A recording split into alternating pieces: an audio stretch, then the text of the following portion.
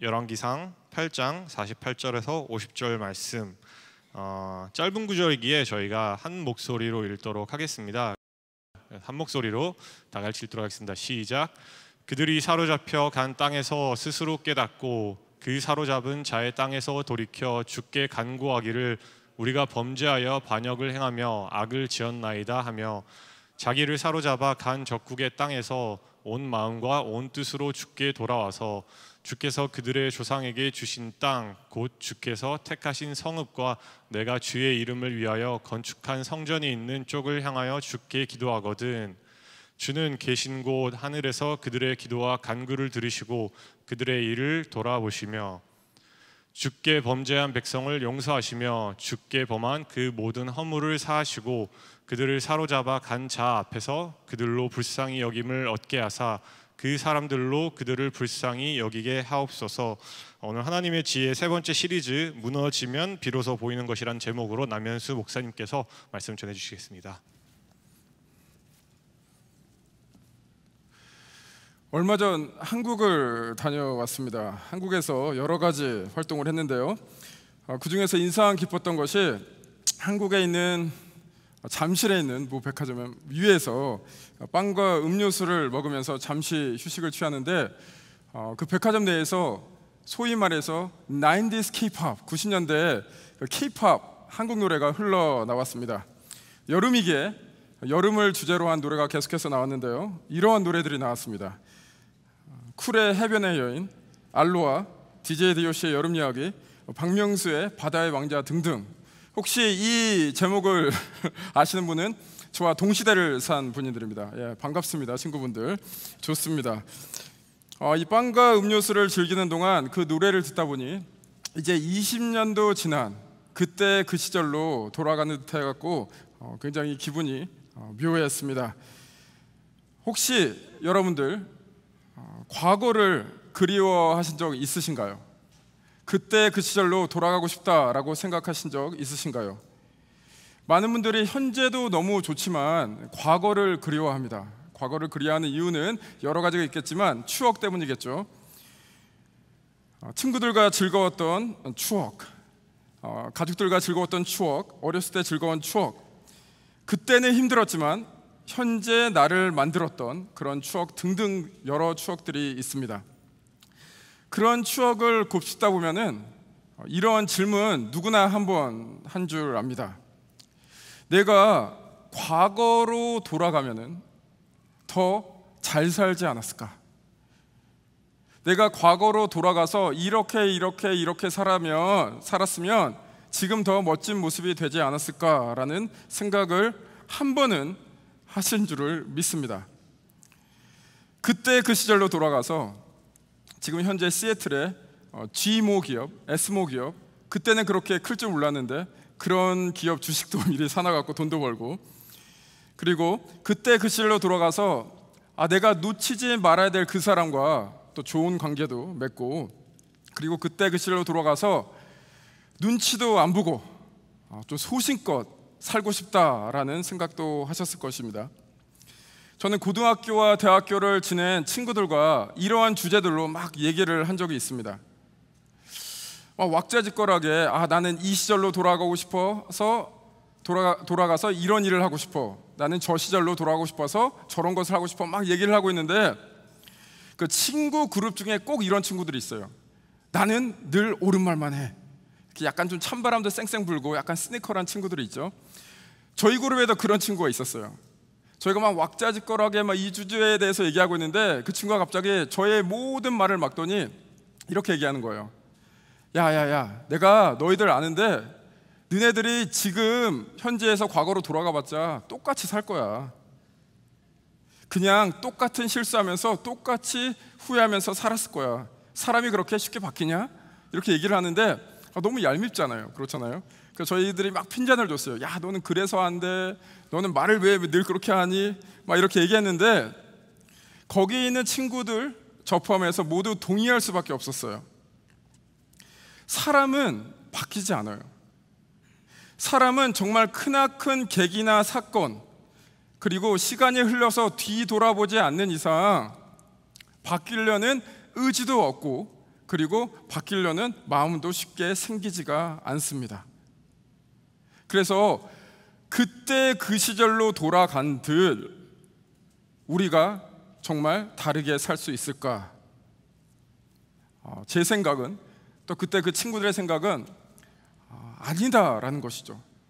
그때로 돌아가 봤자 우리는 똑같이 살 것이다. 여러분들은 어떻게 생각하십니까?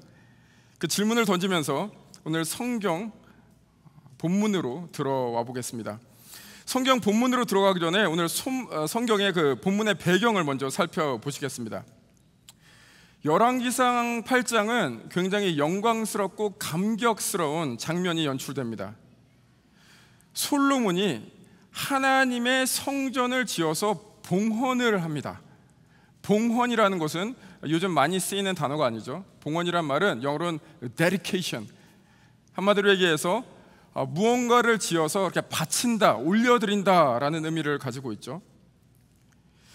그 성전, 다윗 때부터 다윗이 그토록 짓고 싶어 했던 성전, 하나님께서 다윗 때에 허락하지 않으시죠. 다윗 때에 허락하지 않으시고 사무엘하 7장 12절에서 13절에 이러한 약속으로 대신하십니다. 어떤 말씀을 하셨는지 하나님께서 다윗에게 7장 12절에서 13절 함께 살펴보시겠습니다. 함께 한번 읽어보시겠습니다. 시작. 내 수완이 차서 내 조상들과 함께 누워있을 때 내가 내 몸에서 날 내 씨를 내 뒤에 세워 그의 나라를 견고하게 하리라. 그는 내 이름을 위하여 집을 건축할 것이요 나는 그의 나라 왕위를 영원히 견고하게 하리라. 말씀을 보시게 되면은 하나님의 약속은 무엇이냐면은 다윗 너 때에는 성전을 짓지 못하지만 너의 자손 중에 한 명이 나서 내가 살 집을 건축할 것이고 나는 그의 왕자를 견고하게 할 것이다 라는 약속을 해주세요. 그래서 성전을 쉽게 얘기하면은 하나님이 머무는 곳, 사시는 곳이에요.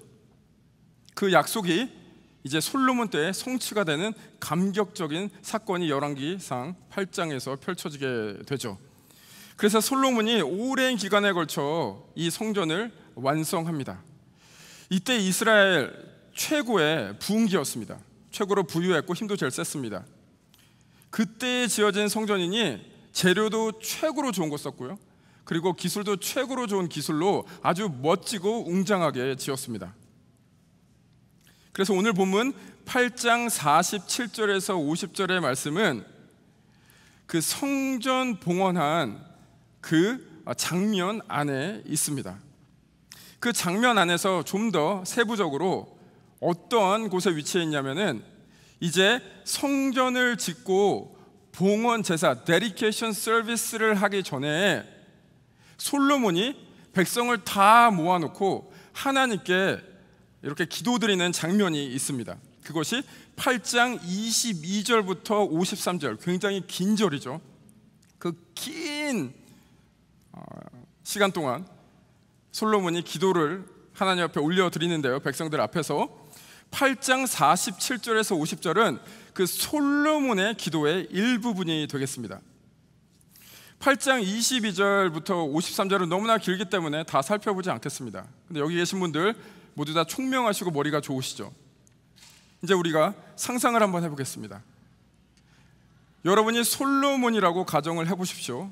오랜 기간에 걸쳐서 하나님이 오래전에 약속하신 그 성전을 웅장하게 지었습니다. 그리고 여러분이 백성 앞에 서서 기도를 합니다. 어떤 기도의 내용을 담아서 기도할까요? 그 기도의 내용은 대충 이렇게 진행이 될 것입니다. 하나님 찬양합니다. 하나님 너무나 위대하고 멋지세요. 하나님은 언약을 지키는 신실한 하나님입니다. 이 성전에서 영원토록 머물러 주세요. 이곳에서 우리와 함께 하시고 우리를 축복해 주세요. 우리도 하나님 경배하며 하나님 잘 모시고 살겠습니다 라는 기도를 하지 않겠습니까? 당연한 거죠. 실제로 8장 22절부터 53절에 그러한 내용들을 담고 있습니다. 그 중에 가장 대표적인 구절, 두 구절만 함께 살펴보시겠습니다. 8장 22절에서 23절 저와 함께 읽어보시겠습니다. 시작. 솔로몬이 여호와의 제단 앞에서 이스라엘의 온 회중과 마주서서 하늘을 향하여 손을 펴고 이르되 이스라엘의 하나님 여호와여, 위로 하늘과 아래로 땅에 주와 같은 신이 없나이다. 주께서는 온 마음으로 주의 앞에서 행하는 종들에게 언약을 지키시고 은혜를 베푸시나이다. 온 회중 앞에서 솔로몬이 기도하기를 하나님께서는 온 하늘과 온 땅에 유일한 신이시고 최고의 신이시고, 그리고 하나님은 언약을 지키시고 은혜를 베푸시는 하나님입니다 라고 찬양을 합니다. 이런 내용으로 주로 그 기도문이 채워져 있습니다. 자, 이제 정신을 똑바로 차리시고 본문으로 들어갑니다. 본문 8장 47절에서 50절, 이제 본문으로 들어가는데요, 이 본문을 다시 한번 읽으시는데 곱씹어서 천천히 어떤 내용이 있는가 다시 한번 읽어보겠습니다. 이미 한번 읽어보셨기 때문에 이 내용이 좀 더 잘 들어오리라 믿습니다. 다시 한번 제가 시작하면 천천히 함께 읽으시겠습니다. 시작. 그들이 사로잡혀 간 땅에서 스스로 깨닫고 그 사로잡은 자의 땅에서 돌이켜 주께 간구하기를 우리가 범죄하여 반역을 행하여 악을 지었나이다 하며 자기를 사로잡아간 적국의 땅에서 온 마음과 온 뜻으로 주께 돌아와서 주께서 그들의 조상들에게 주신 땅, 곧 주께서 택하신 성읍과 내가 주의 이름을 위하여 건축한 성전 있는 쪽을 향하여 주께 기도하거든 주는 계신 곳 하늘에서 그들의 기도와 간구를 들으시고 그들의 일을 돌아보시오며 주께서 범죄한 백성을 용서하시며 주께 범한 그 모든 허물을 사하시고 그들을 사로잡아 간 자 앞에서 그들로 불쌍히 여김을 얻게 하사 그 사람들로 그들을 불쌍히 여기게 하옵소서. 여러분께서는 모두 총명하시기 때문에 그 내용이 이제 조금은 파악된 줄 믿습니다. 제가 성경을 읽을 때 어떻게 읽어야 된다고 말씀을 드렸죠? 성경을 읽을 때는 낯설게 읽어야 된다라고 말씀을 드렸습니다. 마치 이 본문을 처음 본 것처럼, 그래야 성경을 깊이 이해할 수 있다라고 말씀을 드렸습니다. 성경을 깊이 이해하고 싶다면 가장 피해야 될 요소 한 가지, 그냥 여기 있으니까 그냥 대충 쓱 넘어가는 거, 이게 성경을 깊이 이해하는 데 가장 큰 적입니다. 오늘 47절에서 50절의 말씀을 딱 읽어보셨습니다. 이 내용을 보시면은 분위기가 어떤가요? 분위기가 조금 이상하지 않나요?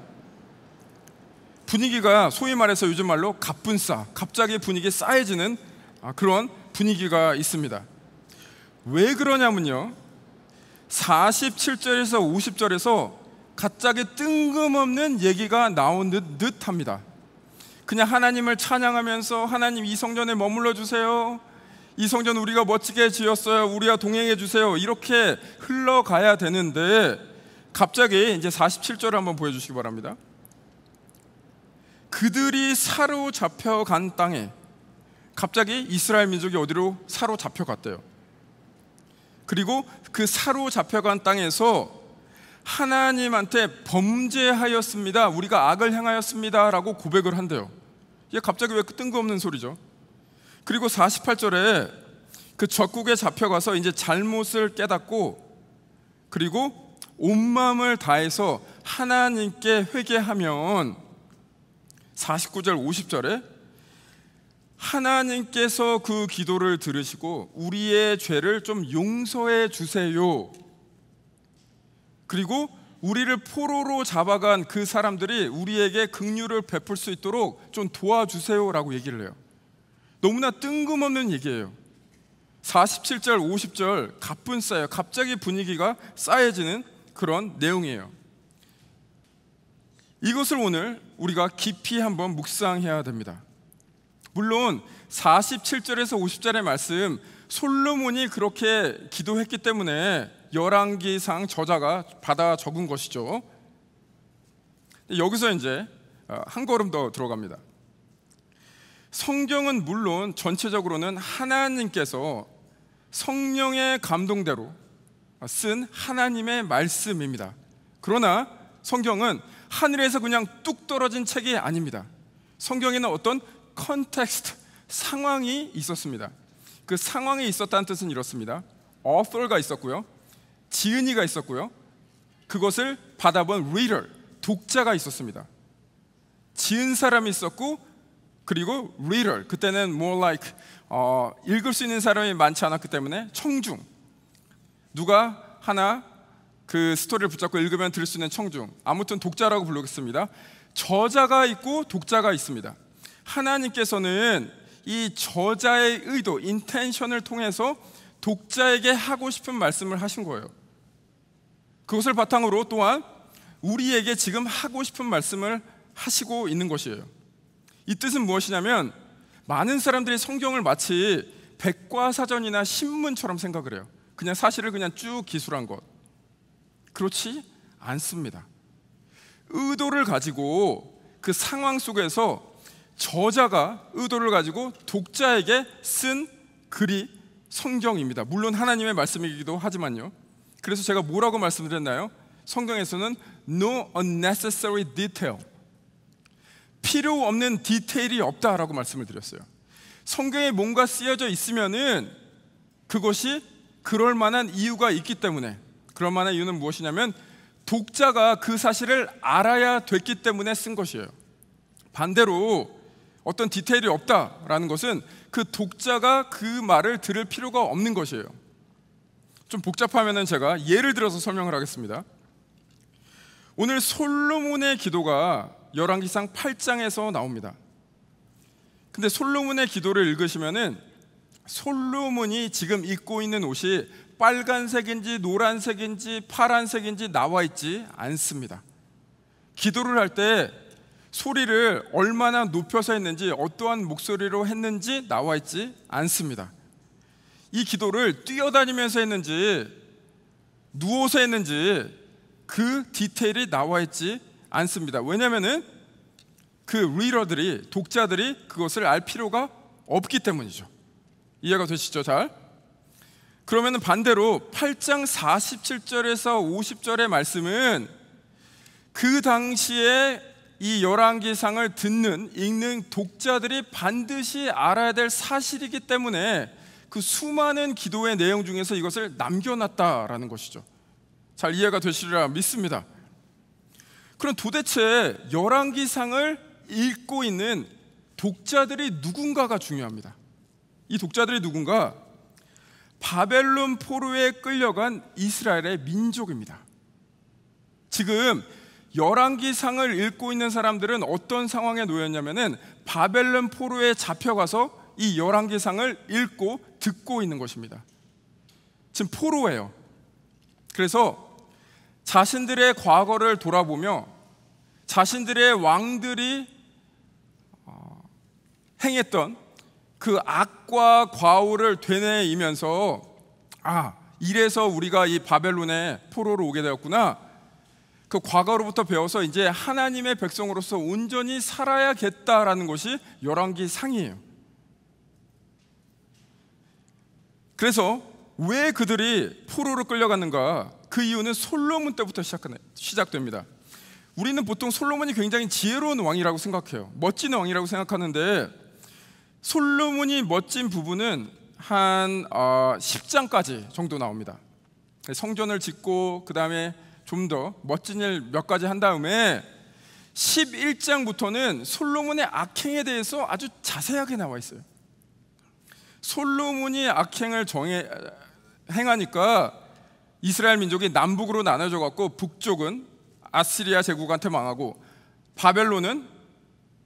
남쪽은 바벨론 왕국한테 망하고, 결국에는 솔로몬이 지었던 이 멋진 성전도 철저하게 파괴되는 것이 이스라엘 민족의 스토리에 나옵니다. 또 성경의 스토리에도 나오고요. 그래서 이제 정리해서 생각해 보겠습니다. 지금 열왕기상 8장을 읽고 있는 독자에게 솔로몬의 왕국이, 솔로몬의 템플이, 그 성전이 얼마나 화려했는지, 얼마나 멋졌는지 그것이 관심이 있겠습니까? 없겠습니까? 뭐 조금은 있겠죠. 과거에 우리 조상들이 이렇게 멋진 성전을 지었대라고 조금은 관심이 보일 수 있겠지만 그렇게 큰 그다지 관심이 없어요. 그들의 관심은 뭐예요? 지금 포로로 고통받고 있잖아요. 그들이 질문하는 것은 이것입니다. 왜 우리는 하나님에게 그렇게 멋진 성전을 지었음에도 불구하고 이렇게 어렵게 살고 있는가? 왜 이렇게 비참하게 살고 있는가? 이 비참한 삶에도 과연 희망이 있는가라고 물어보고 있고, 오늘 8장 47절에서 50절의 말씀이 그것에 대한 희망과 답을 주고 있는 거예요. 어떻게 희망과 답을 주고 있는가? 그 독자들에게 이 저자가 얘기하고 있는 거예요. 그 오래전에 솔로몬 왕이 했던 그 기도를 생각해 봐라. 그 오래전에 그가 기도했던 그 기도, 혹시 우리가 미래에 적국으로 잡혀가서 고생할 때 우리의 악을 고백하고 하나님을 부르짖으면 하나님 들어주십시오. 너희 조상 솔로몬도 그렇게 기도했고 하나님께서 그렇게 들으셨다라고 얘기를 하고 있는 거예요. 그렇기 때문에 지금 있는 바벨론 포로 잡힌 자들에게 똑같이 얘기하고 있는 거예요. 그 솔로몬의 기도처럼 너희도 희망을 잃지 말고 하나님께 간구하며 기도하라. 하나님의 임재를 간절히 바라라. 그러면 하나님께서 역사하실 것이다 라고 얘기를 하고 있는 것이죠. 여기서 강조될 점이 무엇이냐면은 8장 48절에 내가 주의 이름을 위하여 건축한 성전 있는 쪽이라고 얘기를 해요. 그쪽으로 기도하거든. 그들에게는 성전이 파괴되고 없어요. 그리고 이미 포로로 잡혀갔기 때문에 성전을 혹시 있더라도 볼 수가 없습니다. 그럼 이제 우리의 삶으로 돌아와서 열왕기상 8장 47절에서 50절은 우리에게 도대체 그럼 어떠한 메시지를 주고 있는가, 이것을 살펴보시겠습니다.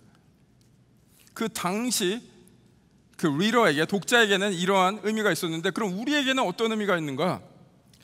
8장 전체에 흐르고 있는 가장 중요한 사실은 무엇이냐면 여러분께서 이미 잘 파악하셨다시피 성전입니다. 그것도 그냥 후질그리한 성전이 아니라 멋진 성전. 그 8장을 읽으시다 보면 우리한테 이렇게 적용을 할 수 있는 듯 보여요. 어떤 적용이냐면 멋진 성전을 건축해서 하나님께 영광 돌리자. 우리에게 지금 멋진 성전은 무엇인가? 우리가 열심히 최선을 다해서 어떤 결과물을 만들어서 하나님께 올려드리는 것이 멋진 성전 아니겠는가? 마치 이런 것과 같은 거죠. 여러분들 그 뭐 가요제나 뭐 영화제 보면은 뭐 기독교 영화 배우나 가수들이 상을 받잖아요. 그럼 시상 때 올라와서 뭐라 그래요? 이 모든 영광 하나님 앞에 올리겠습니다. 이러면은 막 사람들이 멋지다고 막 박수 쳐주죠. 기독교인들이. 마치 그런 것처럼 우리가 열심히 살아서 어떤 결과물을 만들어내서 하나님께 영광을 돌리자. 그것이 성전을 짓는 듯 짓는 것과 연관이 있는 것이다 라고 생각을 할 수 있겠죠. 연계를 할 수 있겠죠. 그래서 결론은 최선을 다해서 멋진 결과물을 하나님 앞에 드리자 라고 결론을 내릴 수가 있겠습니다만 그것이 틀렸다고 절대로 말씀드리는 것 아닙니다. 그런 삶이 잘못됐다라고 말씀드리는 것도 절대로 아닙니다. 오해하지 마시고 들으세요. 단지 오늘 본문 8장 47절에서 50절의 말씀이 과연 그것을 얘기하고 있는가는 우리가 곰곰이 생각해 봐야 합니다. 8장 47절에서 50절에 우리에게 주는 메시지는 무엇이냐면 제가 간단하게 정리를 해봤습니다. 이러합니다. 무너지면 비로소 보이는 것이 있습니다. 무너지면 비로소 보이는 것이 있습니다. 오늘 본문에 따르면 무엇이 무너진다고요? 이미 그 독자들에게는 그 상황에 놓여 있는 거죠. 성전이 무너집니다. 그 성전이 무너지면 무엇이 보이는 건가요? 성전이 무너지니까 더 데스퍼레트해지죠. 더 간절해지죠. 하나님의 함께하심이 간절하니까 더 가깝게 느껴지죠. 마치 이런 것이죠. 성전을 멋지게 지어놓고 보니까 자기들이 생각하기에도 너무나 멋진 거예요. 솔로몬도 그렇게 생각했고 거기 있는 백성들이 모두 그렇게 생각한 거예요. 그래서 이런 마음이 들었을 거예요. 이렇게 멋지게 성전을 지어놨으니 하나님 come on in, 이렇게 들어오셔갖고 여기 좀 계세요. 하나님, 우리 하나님 백성답죠? 이제 하나님과 우리 영원히 행복하게 사는 겁니다. 화이팅! 그렇지만 하나님, 가장 중요한 포인트는 뭐냐면 우리가 성전을 멋지게 지은 거예요.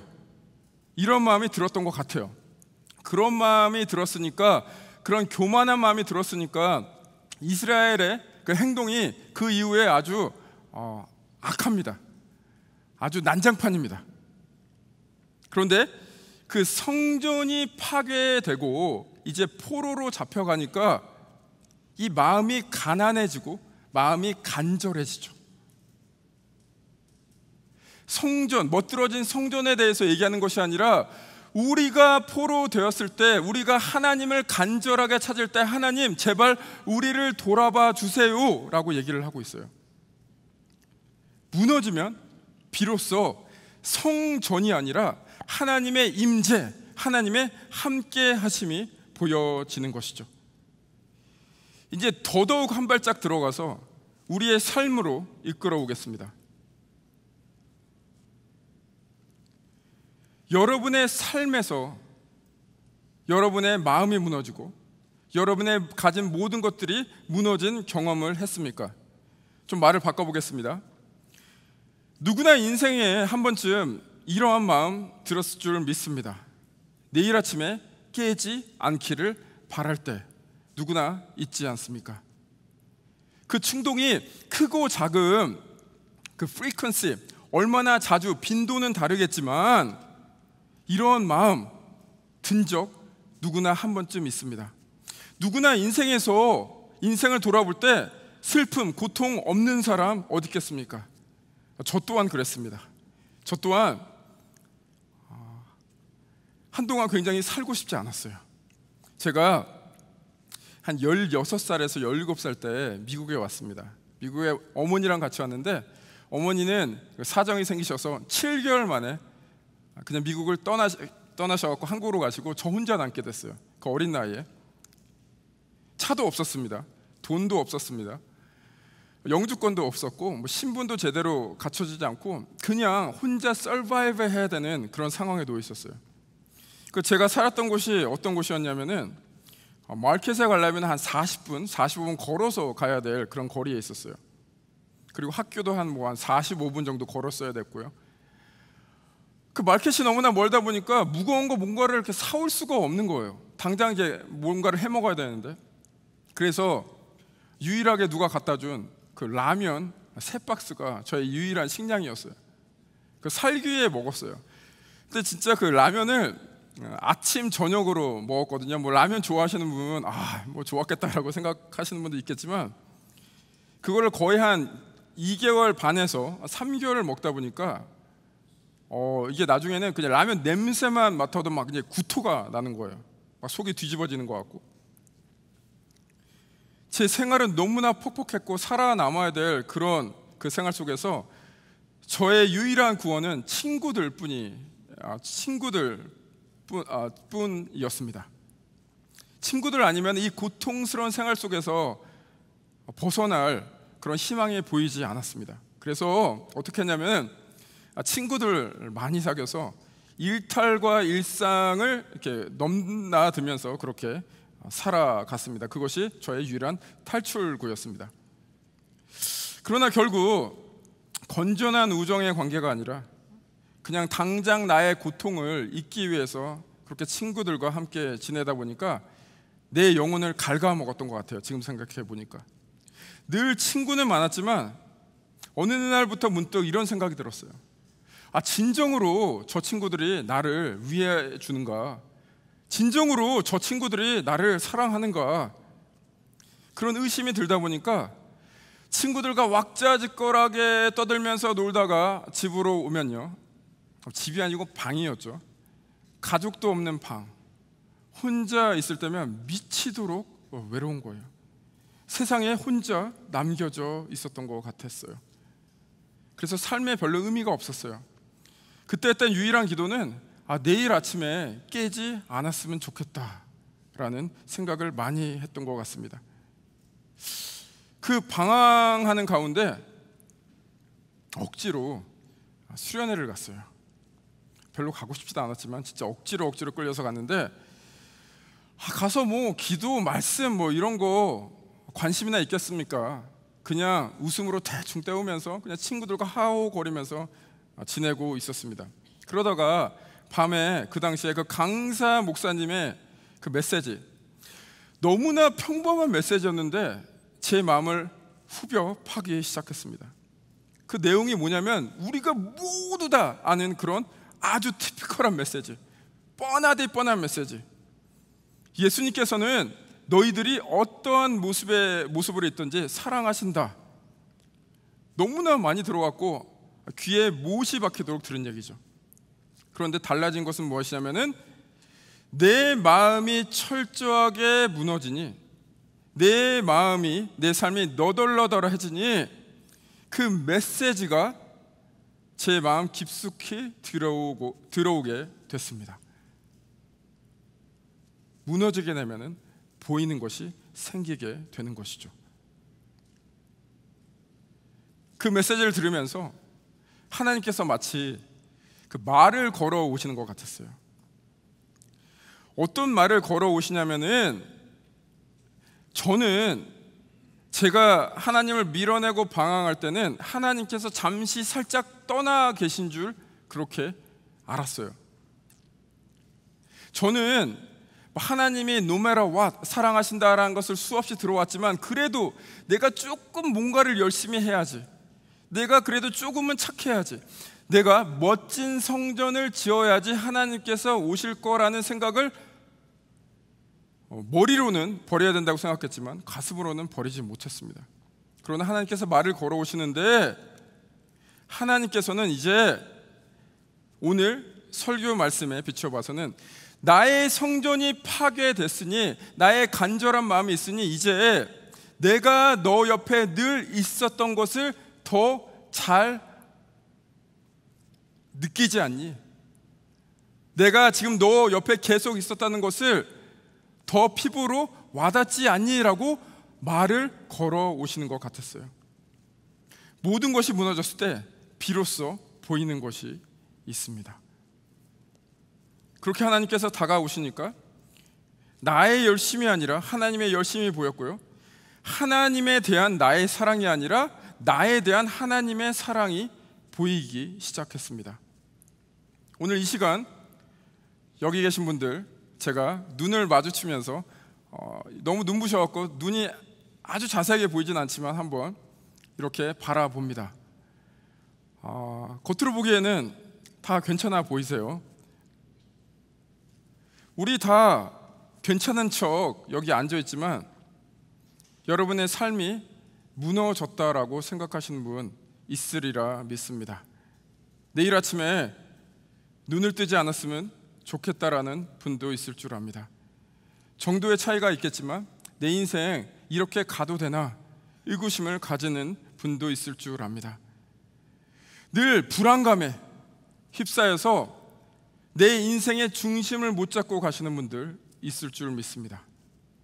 이렇게 무너져 내린 분들, 그것이 여러분의 잘못이었던, 여러분이 어찌할 수 없던 환경이었던, 억울한 일이었던 상관없습니다. 오늘 그 무너짐을 함께 바라봤으면 좋겠습니다. 그 무너짐을 바라보는 데서 끝나는 것이 아니라 그 무너짐을 바라볼 때 하나님에 대해서 간절한 마음 있었으면 좋겠습니다. 그 간절한 마음이 생기면 그 하나님이 이제 목사의 하나님이 아니라, 나의 부모님이 얘기했던 하나님이 아니라, 나의 선생님이 얘기했던 하나님이 아니라, 다른 사람이 얘기했던 하나님이 아니라, 성경 예전에 쓰였던 그런 하나님이 아니라 나의 하나님, 지금 함께 하시는 하나님, 그 하나님 함께 바라보셨으면 좋겠습니다. 신약에서 제가 제일 좋아하는 비유 중에 하나가 그 탕자의 비유입니다. 돌아온 탕자. 여러분 모두 잘 아시는 그런 비유죠. 막내 아들이 아버지한테 가갖고, 죽지도 않은 아버지한테 가갖고 내 유산을 달라 그럽니다. 그 뜻은 무엇이냐면, 아버지 그냥 drop dead, 그냥 죽으세요라는 소리예요. 굉장히 무례한 얘기예요. 근데 아버지는 재산을 내주세요. 그리고 long story short, 그 재산을 다 탕진합니다. 근데 여기가 중요합니다. 왜 그 아들이 아버지께로 다시 돌아갈까? 그 결론은 다 아시죠? 아버지께로 결국 돌아가는데, 왜 그 아들이 아버지께로 돌아갈까? 왜 돌아간다고 생각하세요? 갑자기 회개의 영이 임해서요? 갑자기 뭐 크나큰 깨달음을 해서요? 그 비유에서 그 아들이 돌아가는 이유는 딱 한 가지입니다. 무엇이냐면은 돈을 다 탕진했기 때문이에요. 돈을 다 탕진하고 이제 찍싸게 고생하니까 차라리 내가 이렇게 사는 것보다 아버지 집에서 종으로 사는 것이 낫다라고 생각하니까 그제서야 가는 거예요. 모든 게 무너지니까 드디어 그 데스퍼레이트한 마음, 간절한 마음이 생겨서 눈에 보이지 않던 그 아버지의 사랑이 조금은 보이기 시작한 겁니다.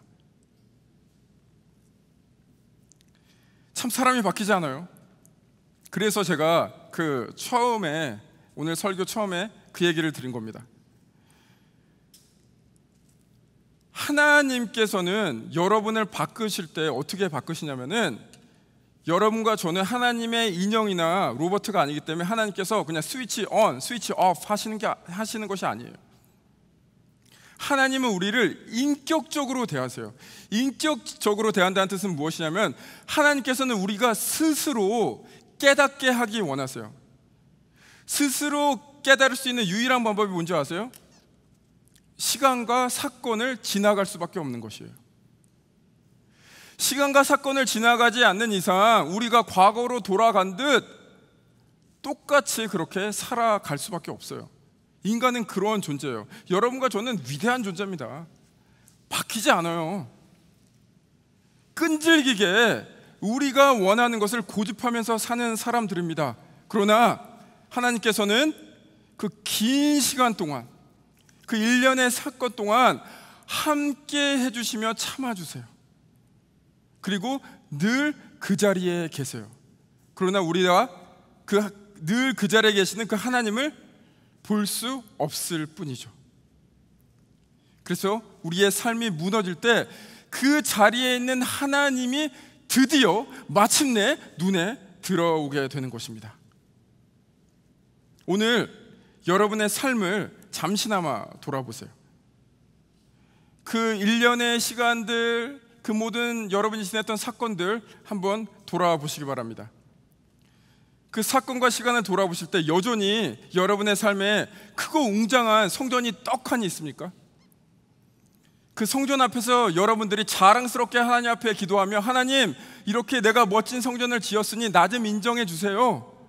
여기 와서 나랑 살아요. 근데 중요한 것은 하나님의 함께함이 중요한 것이 아니라 내가 성전을 지었다는 것, 그거는 잊지 말아주세요 라고 얘기를 여전히 하고 계십니까? 물론 아름다운 성전 짓는 것도 중요합니다. 그러나 중요한 것은 하나님의 함께 하심입니다. 지금 인생을 돌아봤을 때 여전히 여러분이 가지고 있는 그 멋진 성전이 있다면 그 성전은 무너져야 합니다. 그리고 그 성전은 하나님께서 무너뜨릴 것입니다. 요한복음 2장 18절 20절에 이러한 말씀이 있습니다. 이제 예수님께서 왜 이런 말씀을 하셨는지 이해가 되시리라 믿습니다. 제가 읽어보겠습니다. 이에 유대인들이 대답하여 예수께 말하기를, 내가 이런 일을 행하니 무슨 표적을 우리에게 보이겠느냐? 예수께서 대답하여 이르시되, 너희가 이 성전을 헐라 내가 사흘 동안 일으키리라. 유대인들이 이르되, 이 성전은 46년 동안의 지었건을 내가 3일 동안에 일으키겠느냐 하더라. 이제 왜 이런 말씀을 예수님이 했는지 이 맥락을 이해하시겠죠. 우리의 그 멋진 성전, 유대인들에게는 그것이 신앙의 근본이었는데, 그 성전이라는 것이 예수님께서는 그것을 뒤흔들어 놓으십니다. 그 성전, 건물, 그 화려함이 중요한 것이 아니라 내가 함께 있음, 내가 중요한 것이다. 왜 나를 바라보지 못하느냐라고 말씀하세요. 그래서 그 성전을 허문다라고 얘기를 하세요. 그리고 그 성전을 다시 짓겠다라고 말씀하세요. 그 십자가의 죽음과 부활을 얘기하시는 것이죠. 이것은 여러분들에게 어떤 고통을 주려고, 골탕 먹이려고 하나님께서 하시는 것이 아니에요. 더 멋진 곳으로 이끌어 가기 위해서 하신 것이에요. 오늘 이 말씀, 제가 성경에서 제일 좋아하는 예수님의 스토리로 끝내겠습니다. 그 예수님과 그 제자들의 관계를 자세히 보면 우리는 뭐 예수님의 제자들을 굉장히 높이 평가하는데 정말 답답하게 이를 데 없습니다. 왜 이렇게 이해를 못하는지. 그 예수님이 3년 동안 같이 있는데, 그 예수님이 직접 가르쳐 주시는데, 직접 보여주셨는데 여전히 그 예수님의 뜻, 하나님의 뜻을 이해를 못하는 거예요. 그래서 결국 복음서를 읽다 보시면은 제자들이 원하는 것이 뭔지 아세요? 예수님을 통해서 자기가 이루고 싶은 것을 이루려 해요. 결국에 예수님을 통해서 자기가 높아지려고 그래요. 그런데 예수님이 어떻게 돼요? 예수님이 십자가에 죽으시죠. 그들에게는 하늘이 무너지는 그러한 심정이었을 것입니다. 이스라엘 백성으로 따지자면은 성전이 무너지는 그런 경험을 했을 것입니다. 그래서 그들은 두려움에 떨면서 모여 있었죠. 그때 누가 나타나요? 부활하신 예수님. 예수님이 약속하신 대로 내가 그 성전을 허물고 새 성전을 짓겠다라고 말씀하세요. 그 부활하신 그 예수님을 만나니 이제 드디어 마침내 이들이 변하기 시작해요. 예전에는 그 자기의 멋진 성전인 그 예수님을 통해서 어떻게 해서든지 높아지고 어떻게 해서든지 자기가 원하는 것을 이루려 했는데, 이제 그 무너진 성전, 이제 새로운 성전인 그 부활하신 예수님이 자기의 삶으로 들어오니 이제 두려움이 없어져요. 그래서 예수님의 제자들 죽음으로 위협하든지 돈으로 위협하든지 권력으로 위협하든지 굴하지 않아요. 이제 새로운 방향으로 가요. 자기의 삶이 무너지면서 이제 진짜 중요한 것,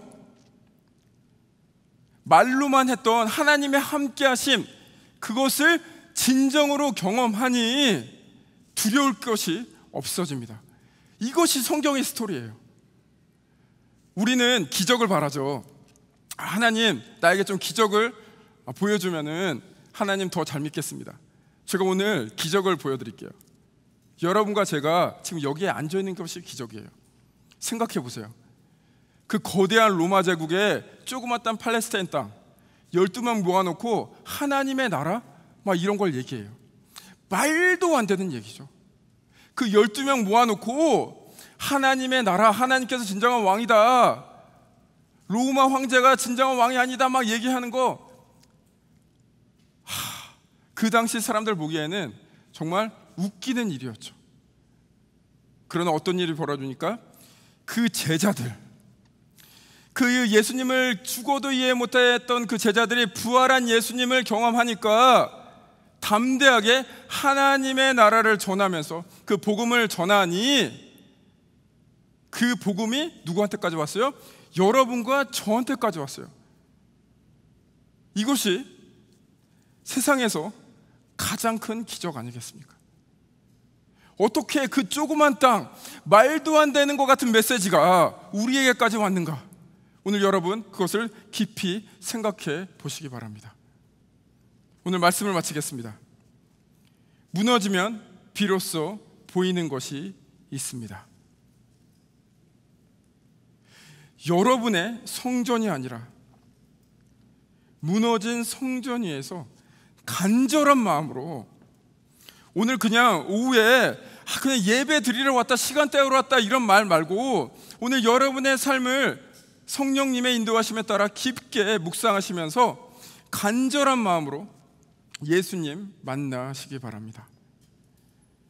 그리고 그 예수님과 동행하면서 그 세상에 줄 수 없는 평화를 경험하시며 그 세상에 줄 수 없는 그 용기를 경험하시며 세상에 줄 수 없는 그 담대함을 경험하시며 그렇게 나아가시는 저 여러분이 되시기를 주님의 이름으로 축복합니다. 아멘. 아멘. 기도하시겠습니다.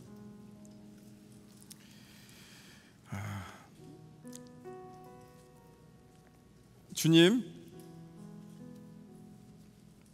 우리의 삶을 돌아봅니다. 시간과 그 일련의 과정 속에서 우리의 마음이 무너졌음을 고백합니다. 그 무너짐에 끝나는 것이 아니라 그 무너짐을 통해서 간절한 마음을 가지고 늘 함께 하셨던 그 주님을 바라봅니다. 주께서 오늘 이 시간, 다음 주가 아니라 내일이 아니라 몇 시간 후가 아니라 이 시간 그 살아계신 하나님 우리가 함께 바라볼 수 있도록 주여 역사하여 주옵소서. 이제 간절한 마음을 가지고 주님 앞으로 나아갑니다. 간절한 마음을 가지고 주님을 찾습니다. 다 이해가 되지 않는 부분도 있습니다. 그러나 이제 믿음으로 주님을 트러스트하면서 그렇게 나아갑니다. 여기 있는 한 사람 한 사람 주님 앞에 올려드립니다. 주님께서 친히 만져주시며 이끌어 주옵소서. 오늘 우리가 드리는 이 찬양 노래가 되지 않고 우리의 삶이 되게 하여 주옵소서. 이 찬양 노래가 되는 것이 아니라 우리의 믿음의 고백이 될 수 있도록 주여 역사하여 주옵소서. 이 찬양을 드릴 때 주께서 역사하시며 만나주시고 이끌어 주옵소서. 우리의 삶이 더 이상 우리의 화려한 성전 속에 하나님을 가두는 것이 아니라 그 하나님의 임재하심을 직접적으로 경험하며 담대하게 나아갈 수 있도록 주여 우리 모두를 이끌어 주옵소서. 이 모든 말씀 우리 주 예수 그리스도의 그 능력의 이름으로 기도드립니다. 아멘.